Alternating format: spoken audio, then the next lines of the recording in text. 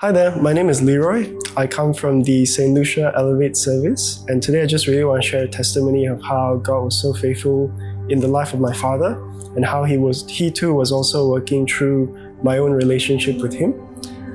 Growing up, I considered my relationship with my earthly father to be quite difficult and in fact very turbulent and complicated.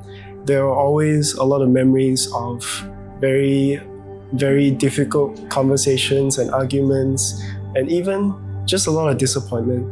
And even as I was growing up as a teenager, I always felt the need or the desire to want to have a separate life. And eventually I got that when I moved to Brisbane. And life was good at one point. I started to have this whole separate life where I could find out more about myself. And it was also when I started to get a bit more serious about my relationship with God.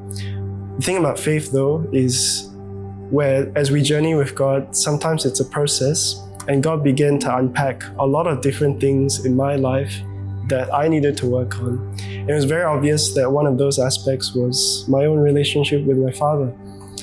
As God continued to work in my own heart and reveal a lot of the different past experience that I had with him, it was clear that a lot of times it was easy for me to attribute or blame my father for many different arguments that we had. But the truth is, I too was also responsible for that. I too was being difficult, and it was also my sin at work.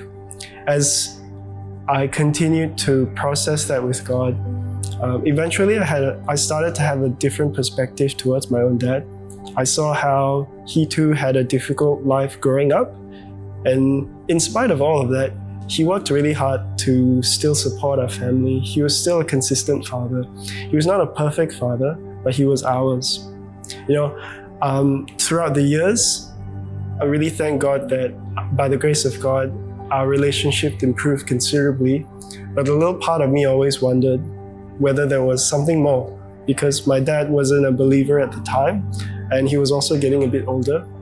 And things took a dramatic turn when I got a phone call one day when my dad was diagnosed with cancer, and it was found at a very late stage, and naturally me and my family, we thought the worst.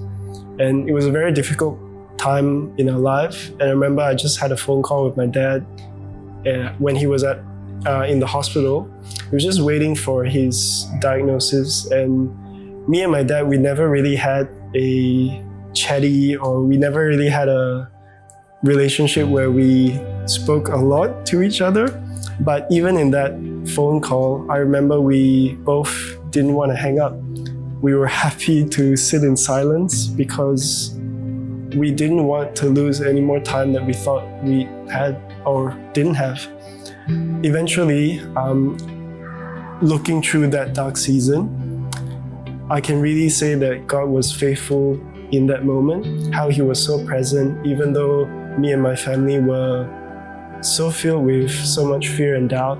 God had his own plans.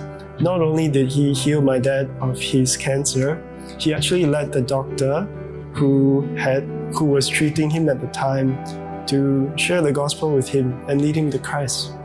I can really thankfully say today that my dad is still with us, and he's very much part of a church community today, actively serving.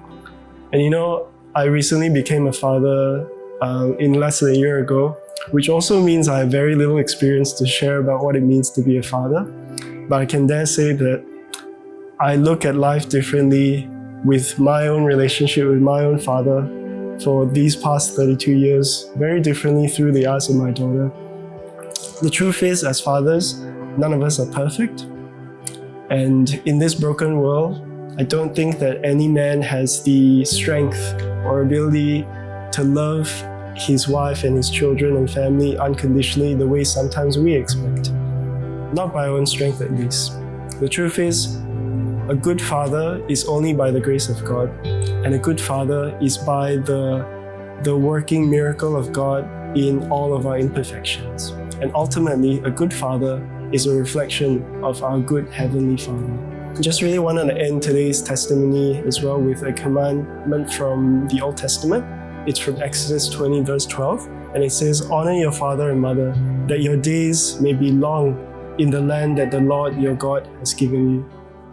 Thank you.